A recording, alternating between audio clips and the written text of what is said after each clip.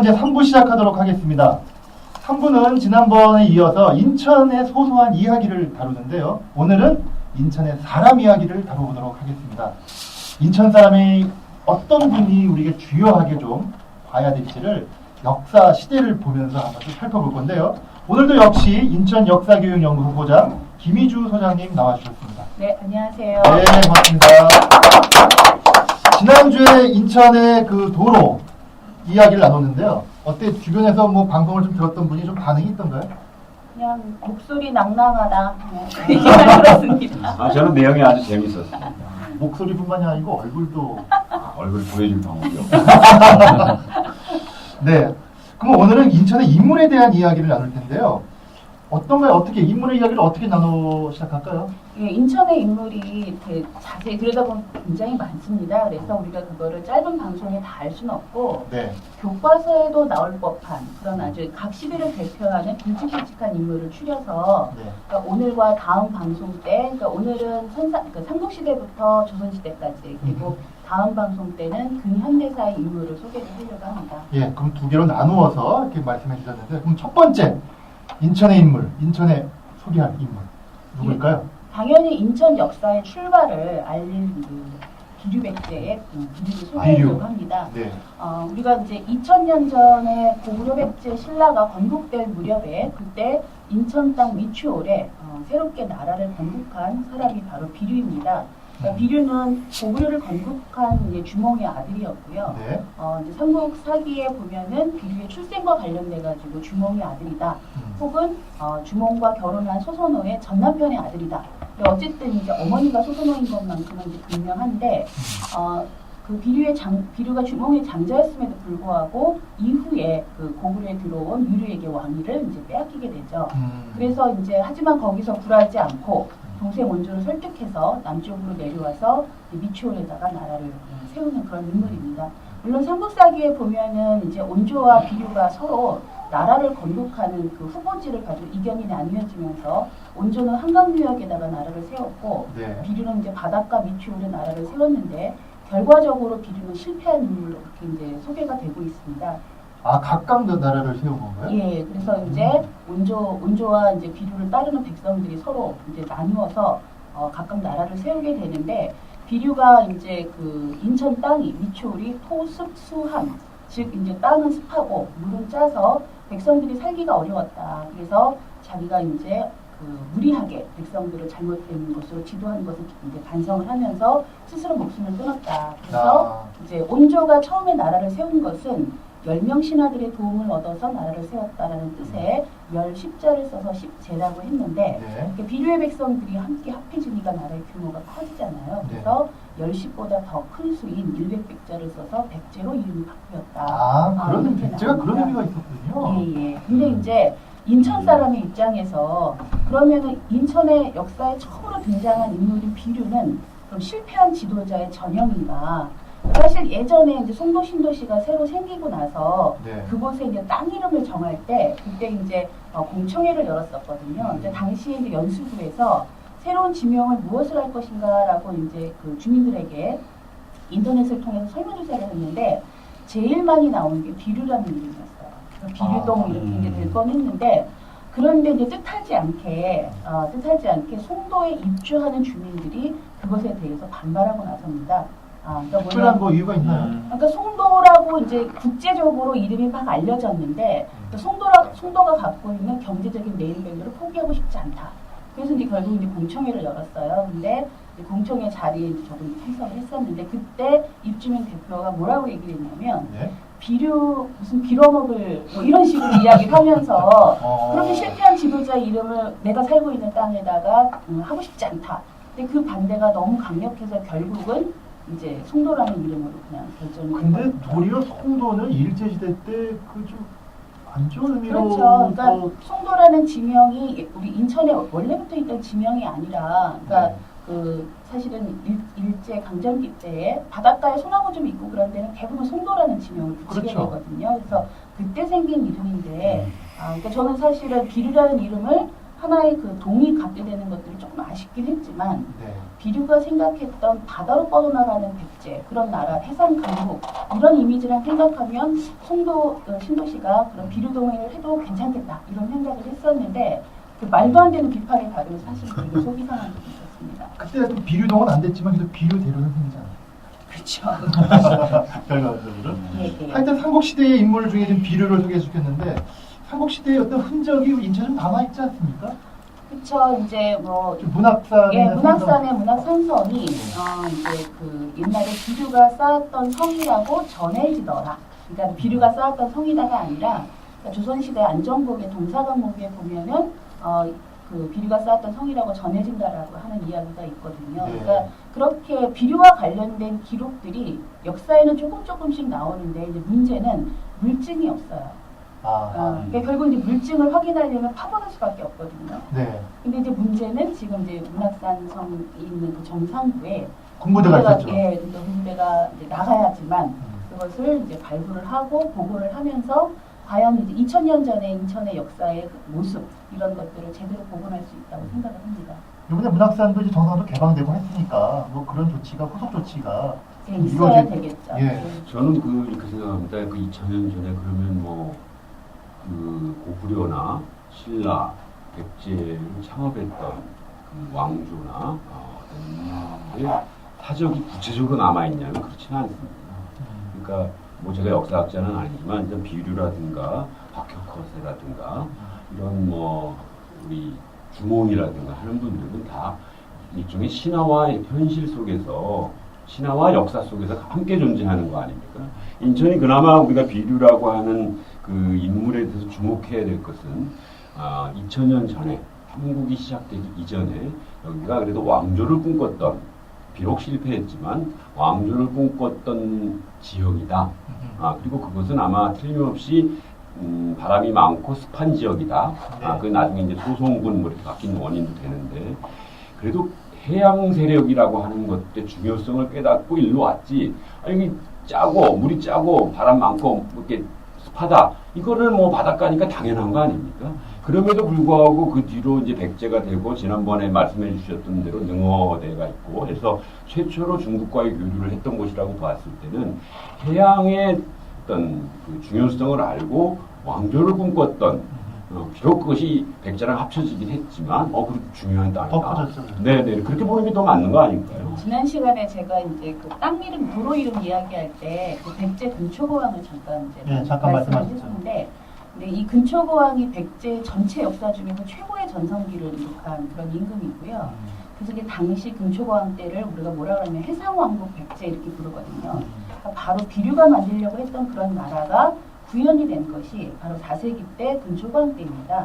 그러니까 이제 비류를 실패한 인물로 볼 것이 아니라 어떻게 보면은 인천이라는 지형, 바다를 향해서 뻗어나가는 인천이라는 지형에 대해서 누구보다도 먼저 앞서서 인식을 하고 네. 그곳에서 나라를 세우려고 했던 것이 아닌가. 그리고 사실 이제 그 이후에 쭉 우리 인천의 역사를 보면은 인천이 바다가 터 있을 때는 굉장히 인천이 우리나라 역사에서 중요한 역할을 그런 했죠. 예, 지형이지만 조선이라든가 이렇게 좀 나라 바깥으로 이제 가는 길을 막는 그런 국가 체제에서는 인천이 굉장히 그냥 시골에 불과하거든요. 네, 그러니까 지금 더군다나 우리 인천이 갖고 있는 뭐 동북아의 허브이니 뭐 수도로 들어가는 관문이니 이런 역할을 하는 그 인천의 시로서는 비류라는 그 인물에 대해서 더욱더 주목해야 되지 않을까 그런 생각을 합니다. 그 삼국시대 특히 이제 백제가 어디까지 영향력을 이제 펼쳤나 했을 때 그동안 그 우리 인천이 그 비류백제 뭐 이런 얘기는 하지만 실제 그런 역사적 고증할 수 있는 게 없었잖아요. 예. 반면에 이제 서울 같은 경우는 백제 그 의적지가 이제 출토되고 그래서 지금은 북쪽으로 한탄강 일대까지 이제 백제의 이 권역이었다라는 게 확인됐는데 계양산에서 사실은 계양산성 지표조사를 그 8번을 했는데 백제시대 목관이 이제 발견되어 있습니다. 그래서 예. 그게 아직 박물관이 이제 뭐 내년 후년이면 준공이 되는데 그때 되면 이제 다시 지금 부산에 가 있는 그때 유물 출토 유적들이 이제 다시 오게 되죠. 근데 반면에 이제 문학산 같은 경우는 군부대 때문에 지표조사들을 이제 충분히 그 못했죠. 외곽에만 하고 지금 20년 동안 사실은 못 하고 있는 거거든요. 앞으로 할 필요가 있는 거고 TV에서도 그 어떤 방송이었죠? 고구려하고 백제가 치열하게 영토 전쟁을 하는데 교동이었나요? 거기가 예, 교동에 그 무슨 관미성이라고 했나요? 그 일대. 그래서 그런 그 역사적 흔적들이 실제 있는 거죠. 예. 그러니까 지금 지적하신 대로 지금 삼국시대의 인물로 해서 지금 비유를 얘기했는데, 그러면 최근에 우리가 지난번에 얘기했지만 유종복 시장이 지금 뭐 인천 가치 찾기를 열심히 하지 않습니까? 그러니까 일단 이런 인물에 대한 어떤 역사적인 어떤 근거에 입각해서 다시 한번 되돌아보는 이런 건 좀 필요하지 않겠나. 제가 한 말씀만 더 드리면 인천의 이제 비류를 단순히 그 비류백제를 만들려다가 실패했다라고 하고 주로 개항장 중심으로 이 문제를 바라봤을 때는 답이 안 나옵니다. 근데 지금 이제 광역시가 됐을 때 우리 한강, 대한민국에서 제일 큰 강 중에 하나인 한강과 그다음에 인진강과 예성강의 하구가 이 조금 전에 얘기한 관미성, 교동 앞바다를 통해서 인천의 앞바다를 만드는 거거든요. 그래서 전 세계적으로 이 큰 강 하구에 뉴욕도 그렇고요, 사실 런던도 그렇고 중요한 도시는 하구 도시입니다. 하구 도시와 바다가 만나는 곳은 굉장히 성장을 하고 문명의 중심이기도 하죠. 그런 면에서 이제 비류라고 하는 인물을 오늘 우리가 새로 얘기했을 때 단순히 그냥 삼국사기에 만들려다가 실패했던 그런 인물로 그려질 것이 아니라 우리가 가치를 재창조한다면 그런 그 하구 도시 그리고 한강 그리고 그 관문이라는 그 서해 전체 이렇게 해서 좀 넓게 문제를 꿈을 꿔야 이 송도에서 빌어먹을 이렇게 소리가 안 나오고 우리 비류 원조 이렇게 동의의 과정이 네, 뭐 아주 그 굉장히 그 중요한 지적을 해주셨고요. 삼국시대에도 봤지만 이제 또 고려시대의 인물도 인천에서 중요한 인물이 많을 텐데요.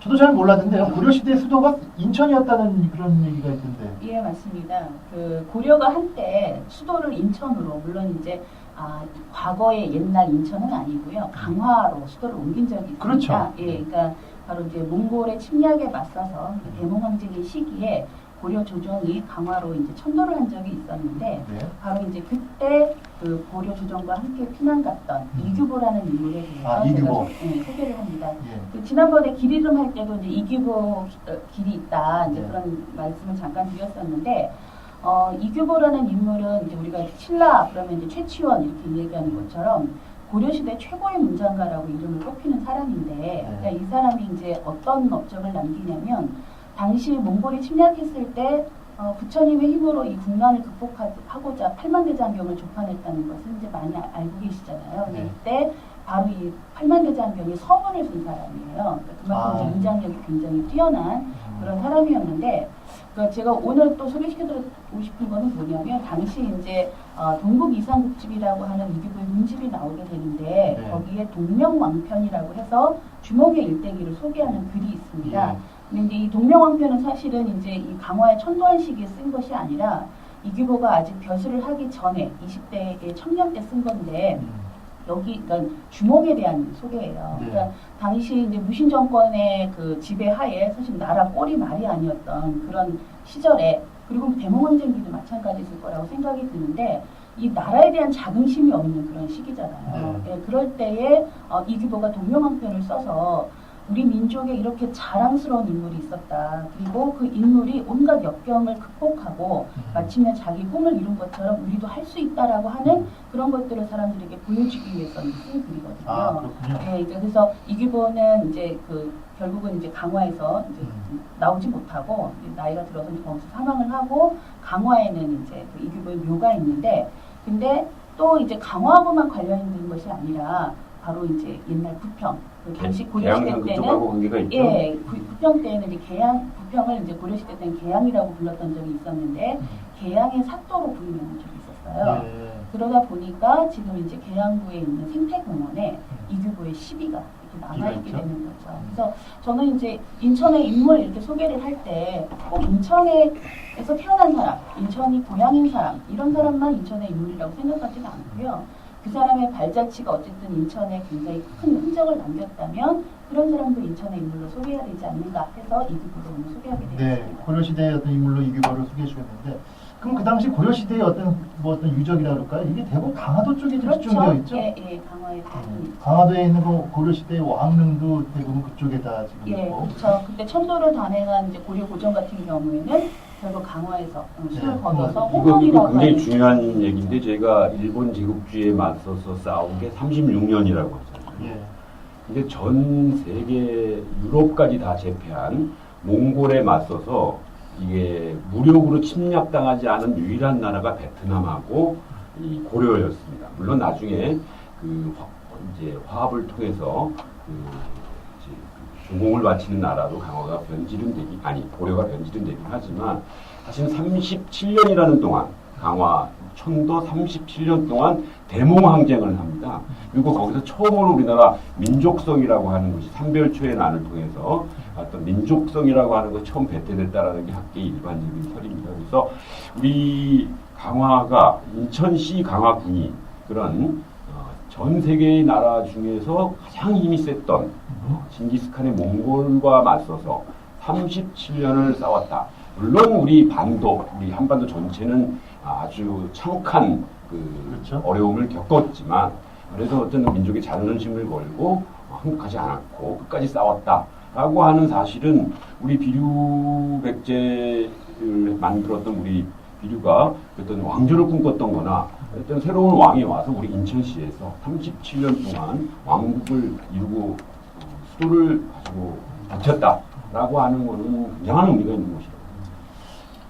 그렇죠. 그런 의미가 있음에도 불구하고 그동안 그 고려 또는 고려를 제외하고죠. 뭐 신라라든가 뭐 백제라든가 또 가야라든가 이제 이러한 우리 역사 이런 거를 이제 국가적 차원에서 이제 국립문화재연구소라든가 이걸 복원하고 다시 관리하고 있는데 문제는 이 37년이나 고려의 이 왕궁이 있었던 우리 강화에 대해서는 그러니까 남쪽이죠. 우리 남한이죠. 남한에 있어서만큼은 고려 역사를 등한시한 거예요. 그래서 우리 인천시가 몇 년 전에 강화 고려 역사를 재조명하고 이 부분도 다시 하나의 자긍심으로 좀 복원할 필요가 있다라고 해서 추진했는데 뭐 아시겠지만 최근에 이 강화 고려 역사재단을 다시 해체하고 인천문화재단의 일반적인 역사센터로 이거를 다시 좀 전락시키려고 하는 이런 움직임들이 있습니다. 확정됐습니까?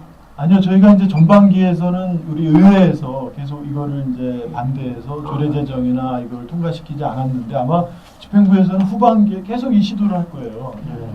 근데 고려에 대해서 그간의 여러 가지 자료라든가 연구가 상대적으로 다른 어떤 한국시대나 조선시대에서 나왔던 거는 아마 이 북한 이북 쪽에 분단의 문제가 있죠. 이게 좀 굉장히 좀 왜냐하면 그쪽에서 통일 방안도 고려연방제를 했기 때문에 그런 어떤 거와도 연관이 굉장히 있어서 개경이 지금 북한이지 않습니까? 근데 이제는 그런 거 이제 극복이 되지 않습니까? 우리가 극복해야죠. 네, 뭐 언제까지 분단 그걸 갖고 울겨 먹으려고 말이 안 되는 거예요.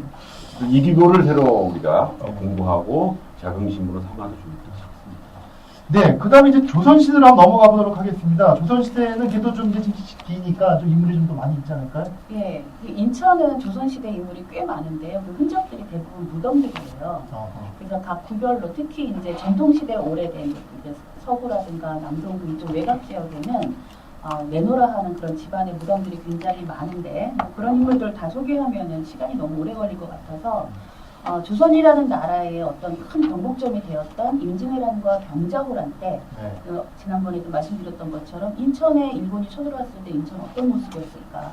누가 싸웠을까? 이순신 장군 같은 사람이 인천에도 과연 있었을까? 그래서 임진왜란과 병자호란 때 싸웠던 두 명의 장군을 소개하려고 합니다. 어떤 분이신가요? 예, 임진왜란 하면은 이제 당시 인천 사도로 있었던 김민선 장군을 들 수가 있는데요. 김민선. 예, 이제 인천에 사도로 있으면서 당시 이제 그 행정관인 사도는 조선시대 같은 경우는 행정뿐만이 아니라 뭐 사법과 군사 모든 영역을 다 통괄하는 그런 지위에 있으면서 전쟁이 일어나니까 인천 백성을 이끌고 문학산성으로 이제 피난을 가게 됩니다. 근데 이제 성문을 굳게 잠그고 그냥 옹성만 한 것이 아니라 때로는 성 바깥으로 나와서 일본군을 격퇴했다라는 그런 이야기까지 나와 있어요. 그래서 이웃한 그 부평의 계양산성은 임진왜란 때 함락됐지만 문학산성은 끝까지 함락이 되지 않았습니다. 그랬군요. 예, 예, 예. 일설에 그 사실은 주량량을 쳤다. 그 김민선 그 사또가 이런 얘기도 좀 떠돌았는데 예. 그 얘기는 왜 나왔던 거죠? 저는 금시초문입니다. 아, 그러세요? 예, 계양부사 같은 경우에는 도망을 가서 예, 성을 버리고 도망을 가서 나중에 그것에 대해서 이제 벌을 받았는데 네. 김민선 장군 같은 경우에는 이제 그 전쟁 중에 병사를 하게 됩니다. 그래서 이제 다른 사람으로 이제 그 사또가 교체되기는 하는데 문학산성에 보면 이제 안관당이라고 하는 사당이 옛날에 있었어요. 근데 이제 그 사당은 사실은 이제 문학산 산신령을 모시고 문학산 주변에 있는 동네들이 보면 다 학자가 들어가는 동네가 많잖아요. 그렇죠. 예, 문학동, 선학동, 그 청학동 이런 동네 주민들이 마을의 안녕을 기원하는 그런 이제 산신제를 했던 곳인데 쉽게 얘기하면 이제 무당 불러다가 굿하면서 이제 그 1년 동안의 안녕을 기원하는 거죠. 근데 이제 거기에 안관당 할아버지가 사실은 뭐 김민선 장군이었다라고 하는 그런 이제 이야기도 있죠. 네. 또 아까 인물 소개 중에 병자호란과 관계된 인물 또. 예. 이제 병자호란 때는 이제 아시다시피 인조 반정을 일으키고 나서 청해대에서 그런데 대의명분을 중요시 여기는 이제 그 침략 배론 정책을 하게 되니까 청나라의 침략을 두 차례에 걸쳐서 받게 됩니다. 이제 그때 한 번은 강화로 피난을 가고 두 번째 병자호란 때는 강화로 못 가고 이제 청나라가 먼저 그 중국으로 나가버리니까 반대편인 이제 남한산성으로 이제 피난을 가게 그렇죠. 되는데 이때 강화에는 이제 당시 이제 인조의 왕비라든가 이제 그 왕실의 식구들 이런 사람들이 피난을 가 있었습니다. 그래서 인천과 강화로 가는 길목인 인천 앞바다에 지금은 매립되어 있는 원도, 그러니까 낙섬이라고 하는 섬에서 네. 백기를 지키면서 이제 그 길을 차단하려고 했었던 의병장 이윤생 장군의 이야기가 있습니다. 의병장이시군요. 예. 그러니까 이제 그 충무의 사과라고 하는 부사과라고 하는 종육품에 해당하는 그 높은 벼슬은 아니었지만 무관이었었고요. 근데 이제 인천에 있으면서 의병들을 조직해서 그곳에서 이제 그 청나라 군대하고 싸우다가 결국은 이제 뭐 무기도 딸리고 힘도 딸리고 이러면서 의병들과 함께 다 이제 전몰하게 되는 그런 이제 개인의 장군인데. 예, 그래서 이제 이 이윤세를 기리기 위한 그런 이제 정력 이것이 용현동에 세워져있습니다. 아, 그래요? 예. 그 지금 조선시대 인물로 지금 김민선, 이윤생 두 분을 소개시켰는데 순영이는 거의 나오지 않는 거예요. 이분들 말고 우리 또 쉽게 이해할 수 있는 게 연평도에 가면 임경업 장군의 사당이 임경업 있습니다. 장군. 그래서 우리가 족이라고 알고 있는 그 생선 그리고 파시의 유래가 사실은 병자호란 때 임경업 장군이 청나라를 치러 가다가 잠시 연평도에서 이제 머물렀을 때 하도 이 고기가 많이 오니까 거기다 가시나무를 놓고 그 조기를 잡았다. 그래서 원래 그 조기라고 하는 말이 생겼고 그때부터 연평도에는 그 소문이 유래합니다. 그러니까 청나라를 공격당한 병자호란 때 청나라로부터 임경업 장군이 다시 군사를 이끌고 실제로 갔는지는 모르겠습니다만 치러 갔고 거기서 우리 서민들이 즐겨 먹는 조기를 잡았고 그것이 조기파시의 원조가 돼서 50년대까지 1950년대까지 인천의 유명한 하나의 그 흥행을 이뤘던 어업 활동이었는데 그런 유명한 전설도 내려오고 전설이에요? 저기 조기 얘기하니까 제가 이제 그 지난 시간에 소개했던 그 이자겸을 잠깐 한번 네. 언급을 하면 이자겸이 결국은 이자겸의 난이 이제 그 실패를 하고 귀양을 가는데 그 전라남도 영광 쪽으로 가거든요. 예. 근데 영광하면 유명한 게 뭐죠? 굴비죠. 굴비죠. 근데 이 굴비가 영광에서 나는 조기의 다른 이름이거든요. 근데 그게 이제 이자겸이 그곳에 가서 조기를 먹었는데 다른 데서 먹었던 조기에 비해서 유독 맛있었다고 합니다. 그래서 이제 그거를 임금에게 진상을 보내면서 이자겸이 굉장히 자존심이 센 사람이었나 봐요. 내가 이거를 보내면 나를 용서해 주세요 이렇게 치사하게 들으면 어떡하지? 그래서 조기를 보내면서 거기다가 나는 굽히는 사람이 아니다. 그래서 굽힐 불자와 안비 불자를 써서 보냈다고 해서 영광의 조기가 굴비가 된 사연이 있습니다. 네, 하여튼 좀 재밌는 어떤 그런 내용도 있는데 하여튼 뭐 조선시대 인물 두 분 소개해줬고 아마 또 이분 말고도 우리가 또 매력 언급해야 될 것 같은데요. 또 마지막으로 또 이번 말고도 또 좀 더 추가로 좀 소개해 주실 분도 있지 않을까요? 예, 보통 이제 우리 전통시대 역사의 인물을 소개한다면 대부분 남자들이거든요. 그렇죠. 지금은 남자분만 그러시고. 그렇죠. 역사가 이제 그 여자들이 역사에서 이제 많이 배제가 되어서 이제 그런 것도 있고 또 사회적 지위가 낮다 보니까 그런 게 있는데 그럼에도 불구하고 이제 어쨌든 남자의 그늘에 함께 있으면서 역사에 그러니까 이름을 흔적을 남긴 여성이 있어가지고 소개를 하려고 합니다. 네, 어떤 분이시죠? 네, 그러니까 하나는 아까 이제 이윤생 장군의 부인인 강씨 부인이에요. 당신입니까? 네. 네. 자세히 좀 말씀해 예. 이은생 아까 병자호란 때 예. 우승하셨던. 그 이윤생이 낙섬에서 결국 이제 의병투쟁에서 전사를 했다는 소식을 듣고 이 강씨 부인이 자결을 합니다. 바다에 몸을 던져서 그러니까 남편을 따라 이제 죽은 거죠. 그러자 나라에서는 그 이제 이윤생은 충신으로 그다음에 남편 따라 죽은 강씨 부인은 연료로 해서 그 두 사람을 위한 그 정렬을 내려주게 됩니다. 그래서 아까 이제 용현동에 있는 그 건물이 이윤생만을 위한 것이 아니라 이윤생 강씨 정려해서 이제 소개를 하는 건데 저는 사실은 이제 그 전통시대이긴 하지만 남편이 죽었다고 여자가 따라 죽는 거는 참 이렇게 너무 그렇죠. 솔직하고 현재 와서 네, 여성 쪽에서 강요된 여성에 대해서 강요된 의무감이 아니었는가 이런 생각이 들면서 또 하나 소개할 여자는 더해요. 어떤 분이신가요? 조선시대 후기의 문신으로 유명한 조정만이라는 인물이 있는데 이 조정만이 호조판서, 그러니까 공조판서, 형조판서까지 할 정도면 지금의 장관급이잖아요. 예. 그래서 이제 그 더군다나 나이도 80이 넘기까지 살아요. 근데 굉장히 이제 그 여자를 좋아하는 그런 인물이었다고 합니다. 그러니까 부인 말고도 첩을 여럿을 두었는데 80이 넘은 나이에 20살의 그 아가씨를 동첩으로 들이게 됩니다. 그러니까 동첩이 뭐냐면 그 나이든 할아버지의 그 원기를 북돋기 위해서 잠자리를 같이 하는 그런 이제 어린 첩을 동첩이라고 하는데 이 나주임 씨라는 그 여인이 20살에 80이 넘은 할아버지 조정만의 이제 동첩으로 들어가게 돼요. 근데 첩이 된 지 8개월 만에 조정만이 죽습니다. 80이 넘으니까 뭐. 근데 이제 문제는 장례식 때 그렇게 슬피 울고 곡기를 끊고 그러다가 장례를 마친 다음에 자살을 했어요. 남편 따라간다고. 진짜요? 예, 그래서 사실하겠는데. 그러니까 조정만의 무덤이 이 남동구에 있는데요. 그 아랫자락에 연력, 동척, 그 나주 임시묘 해가지고 무덤이 있습니다. 그래서 제가 답사를 가서 볼 때마다 참 가슴이 무너져요. 과연 이 여인의 죽음이 스스로 선택한 죽음이었겠는가 이런 생각이 들면서 그러니까 지금 이제 우리나라 그러니까 인천의 역사에 처음으로 등장하는 인물은 사실은 여성으로서 본다면 소선호를 볼 수가 있거든요. 네. 주몽과 함께 고구려를 건국하고 그 다음에 자기 두 아들 비유와 운조와 함께 백제를 건국할 때 굉장히 큰 역할을 했을 여기 거라고 왔습니까, 보여지는 드라마에서는 인천까지 여러 가지 이야기가 왔습니다. 있지만 네.